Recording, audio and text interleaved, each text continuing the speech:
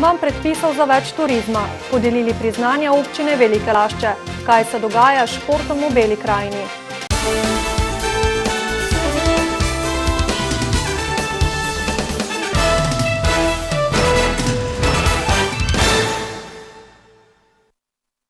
Lepo pozdravljeni. Gospodarski minister Zdravko Počivalšek napoveduje zmanjšanje birokratskih ovir za vse tiste, ki delujejo na področju turizma.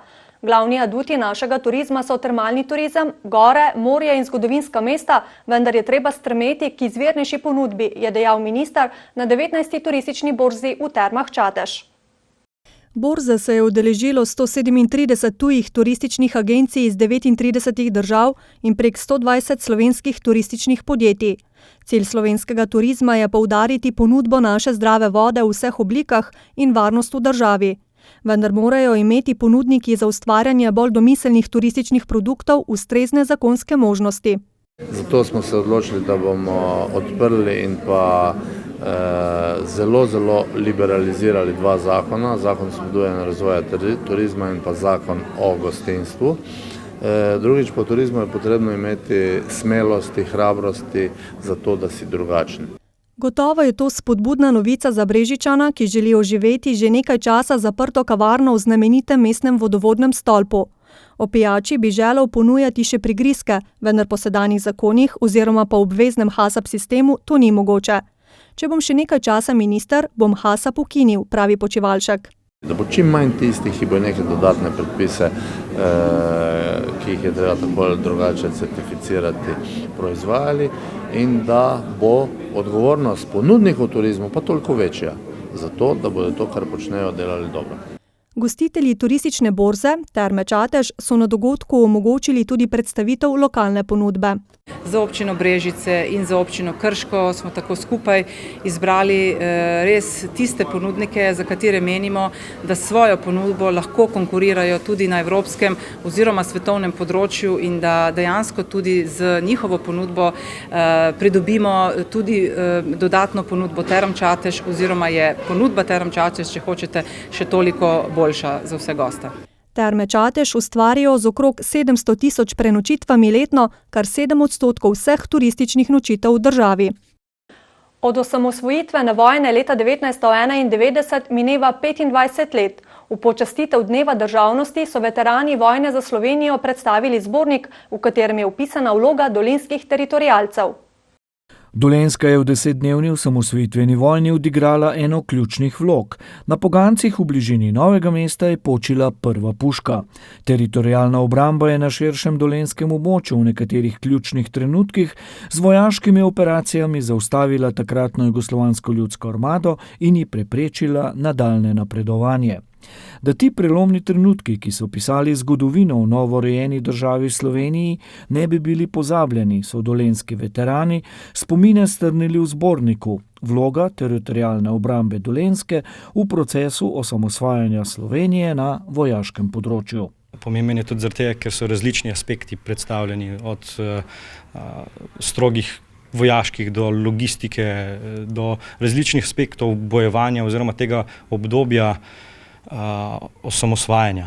V drugem delu je namreč 47 pričevanj posameznikov, ki so v vojni leta 1991 sodelovali in njeno krutost tudi doživeli. Zbornik ima seveda še drug pomen. Ni sedaj namenjen veteranom. Namen zbornika je, da ga prebere čim več ljudi, zlasti mladi. Veterani osamosvojitvene vojne namreč ugotavljajo, da v šolskih in srednješolskih učbenikih skoraj ni ničesar o letu 1991, še izpostavlja Gutman. Prvi mož veteranske organizacije je kritičen do vseh tistih, ki se trudijo izkriviti zgodovinska dejstva. Pozabljamo na vse, kar je ta narod pripeljal do tega položaja, da je dobil svojo lastno državo. Imeli smo celo zgodovinski prvi dogodek po drugi svetovni vojni v medsebojnih spopadih in streljen je bil tudi prvi strel tukaj na pogancih. Ob 20-letnici ustanovitve območnega združenja veteranov vojne za Slovenijo Dolenjske so strani mestne občine Novo mesto in krovne veteranske organizacije prejeli priložnostni plaketi. Občina Velike Lašče je praznovala občinski praznik. Ob tej priložnosti je v športni dvorani potekala slovesnost, na kateri so podelili občinska priznanja, zlate plakete in pohvale župana. Občinski priznanji sta prejela Helena Grebenc-Gruden za organizacijo srečanj slikarjev na Trubarjevi domačiji in Franc Debeljak za vlogo Jezusa v Ribniškem pasijonu. Jaz sem ves čas rekla, delam, pa nikoli noben niti hvala ne reče, ampak to sem si vedno zase mislila nekako. No, ampak vidim, da očitno so ves čas videli, da pravzaprav se trudim. Nagrada mi pomeni eno priznanje, da so ljudje opazili naše prizadevanja pasijonske družine. Še bolj zanimivo pa je to, da Ribniški pasijon ima domicil v Ribnici. In nagrado sem pa kot občan iz Velikih Lašč prejel tukaj, kjer smo do zdaj ravno v tej dvorani dvakrat gostovali. Župan je govor namenil uspehom občine, 30-letnici Trubarjeve domačije in 25-letnici naše države. Občina, je dejal, je v dobri kondiciji. Še vedno največ občinskih sredstev namenjamo za investicije, tako na komunalnem področju, kajti naše mnenje je, da je še vedno komunala tista, če nimamo dobre komunalne infrastrukture, ne moremo govoriti o nekem razvoju gospodarstva, razvoju in pa življenju v naši občini. Dotaknil se je tudi 25-letnice naše države in poudaril, da bi morali biti večkrat tako enotni kot leta 1990 na plebiscitu. Podobno je zbrane v dvorani nagovoril predsednik republike, da nam morajo biti dogodki pred 25 leti navdih za preizkušnje, ki nas še čakajo. Naj nam bo torej, to je moj apel, praznik naše državnosti. En velik navdih za to, da vidimo v prihodnje izzive za malo več samozavesti, ponosa. Lepota osamosvojitve je bila v tem, da je ta proces vključeval in ne izključeval. V Šentrupertu pa načrtujejo javni arhitekturni natečaj, preden bodo sprejeli podrobni prostorski načrt za ureditev Trškega jedra. Ureditev središča kraja je namreč ena osrednjih nalog občine. Natečaj bo objavljen konec junija, konec septembra pa predvidevajo izbor najboljše rešitve. Sama prenova se bo začela v naslednjem letu, že v naslednjem mesecu bomo uredili tiste najbolj potrebna dela na glavni cesti skozi Šentrupert. Nameravam namreč položiti nosilno plast asfalta, ki bo še vedno omogočila, da se potem v zemljo polaga vso komunalno infrastrukturo. Prenova Trškega jedra pa bo vse prej kot mačji kašelj. Šentrupert je kulturni spomenik kot naselbina, zato je vsak poseg brez ustrezne dokumentacije, brez ustreznih rešitev, ki jih stroka na nek način mora potrditi, je neustrezen, se pravi, mi dejansko nimamo trenutne podlage, da bi na trgu karkoli posegali in gradili. Tako vodstvo občine kot občani Šentruperta so si enotni v tem, da je temeljita prenova jedra nujna. Verjamem, da bo komisija zbrala tisto najboljšo rešitev, ki bo za Šentrupert prinesla tudi neko dolgoročno kvaliteten program in kvalitetno rešitev za vse. Najboljša natečajna rešitev, ki jo bodo sprejeli, bo podlaga za prenovo celotnega Trškega jedra. Konec minulega tedna je v Beli krajini potekal športni festival, ki ga je pripravila Sokolska zveza Slovenije. Začeli so ga z javno tribuno o razmerah v belokranjskem športu. Nanjo so povabili belokranjske župane, predstavnike športnih društev in občinskih športnih zvez. Namen današnje javne tribune je bil predstaviti možnosti, katere so še, da se razvije belokranjski šport.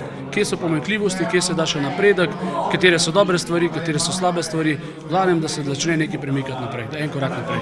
Mi sami mislimo, da smo na tem področju v Beli krajini zelo aktivni, zelo dobro delamo, skladno za svojimi zmožnosti, seveda in s financami, s katerimi razpolagamo. Mislim, da stanje trenutno športa v Beli krajini ni alarmantno. Mislim, da smo na področju športa v Beli krajini naredili ogromno. Pa so menili tisti, ki so se udeležili tribune. Čeprav je v Beli krajini registriranih več kot 120 športnih društev in klubov, je prišlo le nekaj predstavnikov društev. Večina je bila ob koncu tribune nezadovoljna. Moram reči, da za vsebino nisem najbolj zadovoljen, kajti pričakoval sem mogoče kakšne konkretnejše informacije, kakšne konkretnejše napotke. No ja, lahko rečem, da je bilo mogoče malce na neroden način začeto, namreč vrtelo se je o financah in potem so bile podane neke rešitve, ki v tem trenutku za nas niso najverjetneje sprejemljive. Presenetila jih je informacija, da Sokolska zveza oziroma Damjan Kuzma v sodelovanju s 3 belokranjskimi športnimi društvi ustanavlja Belokranjsko športno zvezo, saj ocenjuje, da je največja pomanjkljivost belokranjskega športa slabo sodelovanje med društvi, s čimer se niso strinjali. Vsaka naša organizacija, ki jo izpeljemo, vsaka naša preditev temelji na nekem sodelovanju. Sodelujeta pa tudi občinski športni zvezi Črnomelj in Metlika, so menili. Strinjali pa so se, da bi rabili strokovno pomoč pri oblikovanju prijav na razpise, saj so le redka društva pri tem uspešna. Veliko je dobrih projektov, veliko je dogodkov, ampak ljudje ne vejo za njih. To je problem. Pa je prepričan Kuzma. In prav promociji športnih društev in športnih dejavnosti je bil namenjen športni festival v Gradcu, ki so ga morali zaradi slabe vremenske napovedi skrajšati za en dan. Po nekajletnem premoru so ulice Kostanjeviškega otoka vnovič zasedli mladi kolesarji in kolesarke. Mednarodna dirka za dečke in deklice do 15. leta starosti, ki so jo pripravili tamkajšnja občina in novomeški kolesarski klub Adria Mobil, je ponudila vse najboljše iz sveta kolesarstva. Tesne boje vse do zadnjih metrov. Krožne dirke po Kostanjeviških ulicah se je udeležilo okrog 100 mladih kolesarjev in kolesark iz 11 slovenskih in 3 hrvaških klubov. Res, da se po dolgih letih spet v Kostanjevce vračamo. Meni je bila ta dirka, ki smo jo prvič organizirali, ena najlepših, ki smo vozili tudi nočno dirko v Kostanjevici in upam, da bo ta dirka se spet prijela in bomo tradicionalno nadaljevali in mogoče tudi z mladinci in člani. Na videz preprost krog v dolžini 780 metrov ima pasti, a so mladi kolesarji zahtevnejša ovinka zlahka premagovali. Proga je kar zahtevna, upajmo, da bo danes vreme zdržalo. Sicer je dost spolska cesta, ampak so fanti navajeni, tako da ni problem, da ne bi oni to vladali. Se so tudi letos, ko je slabo vreme, so veliko po dežju vozili. K sreči vreme ni skazilo dirke za pokal Slovenije, na kateri so gledalci videli nekaj ogorčenih bojev vse do ciljne črte. Ja, skoraj od zadnjega ovinka naprej sva šla do konca. Se je šlo? Ja. Zmago so se ovenčali tudi kolesarji novomeškega kluba. V kategoriji dečki B je na koncu največ moči imel lanski državni prvak Jaka Špoljar. Ja, jaz sem se bolj kot ne šparal, če ne bo našim uspelo pobegniti, da rešim situacijo na koncu. V kategoriji dečkov A je prepričljivo zmago slavil Gal Glivar, medtem ko si je Aljaž Colnar prikolesaril 3. mesto. Ob zanimivih bojih pa so gledalce navdušili še najmlajši na poganjavčkih. Šport je neločljivo povezan tudi s krkaši, zato se je tudi letos več kot 2000 zaposlenih, njihovih partnerjev in otrok družilo na tradicionalnem Krkinem dnevu, s katerim so sklenili celoletne športne dejavnosti, ki se jih udeležujejo v okviru Trim kluba Krka. Športni del druženja se je odvijal na igriščih športnega parka na Loki, kjer smo med drugim spremljali tekmovanja v odbojki, pikadu in orientacijskem teku. Ja, odbojka je zagotovo moj najljubši šport, ker sem aktivno igrala kar dolga leta. Predvsem, ker je to ekipni šport, ker je šport žoga, pa ker je nasprotnik na drugi strani mreže. Po zimi to vsekakor smučanje, potem pa kolesarjenje, tek, veslanje, pač kot raftar ne morem brez tega, košarka, odbojka. Tako kot v športu je tudi v poslu tekmovalnost ena osrednjih prvin za dosego uspeha. In moram reči, da so ta tekmovanja, ki jih organiziramo, torej tudi to medsebojno prijateljstvo, druženje, ampak tudi dokazovanje, kdo je boljši, kdo je uspešnejši. Vsako leto podelijo pokale za najbolj množično udeležbo in v tekmovalnem delu. V obeh kategorijah so slavile skupne službe družbe. Skozi vse leto se člani Trim kluba Krka merijo v 13 moških in 12 ženskih disciplinah.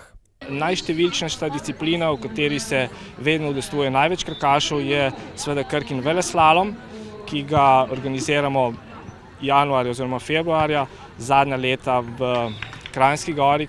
Tudi otrokom na Loki ni bilo dolgčas, saj so zanje skupaj z Olimpijskim komitejem Slovenije pripravili zabavno mini piko olimpijado. Toliko smo vam pripravili v torkovih novicah. Hvala za pozornost in nasvidenje.